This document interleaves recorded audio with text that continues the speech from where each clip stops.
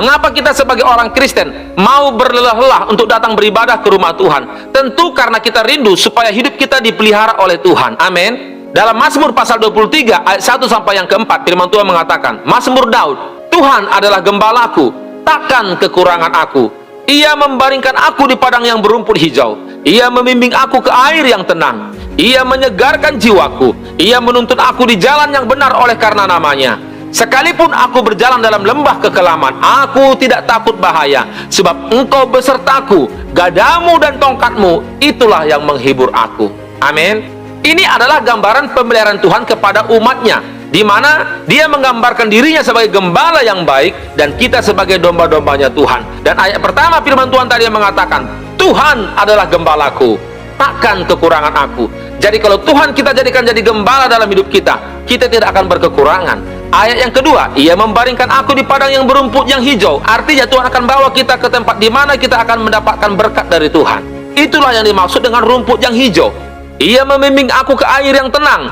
Artinya Tuhan akan tuntun kita di mana kita mendapatkan ketenangan selama kita mau digembalakan oleh Tuhan. Ia menyegarkan jiwaku. Ia menuntun aku di jalan yang benar oleh karena namanya. Jadi di saat kita mau digembalakan oleh Tuhan, mau dipimpin oleh Tuhan, Ia akan menyegarkan jiwa kita sehingga kita mendapatkan ketenangan. Dalam ayat yang selanjutnya, sekalipun aku berjalan dalam lembah kekelaman, aku tidak takut bahaya, sebab Engkau besertaku, gadamu dan tongkatmu, itulah yang menghibur aku. Jadi kalau kita digembalakan oleh Tuhan, ada bahaya dari pekerjaan setan, kuasa iblis, roh jahat, Tuhan yang akan menjadi pembela, menjadi pelindung kita. Karena memang itulah tugas gembala, menjaga domba-dombanya. Jadi kalau Tuhan kita jadikan gembala dalam hidup kita, apapun masalah dalam hidup ini, Tuhan yang akan bertanggung jawab. Amin.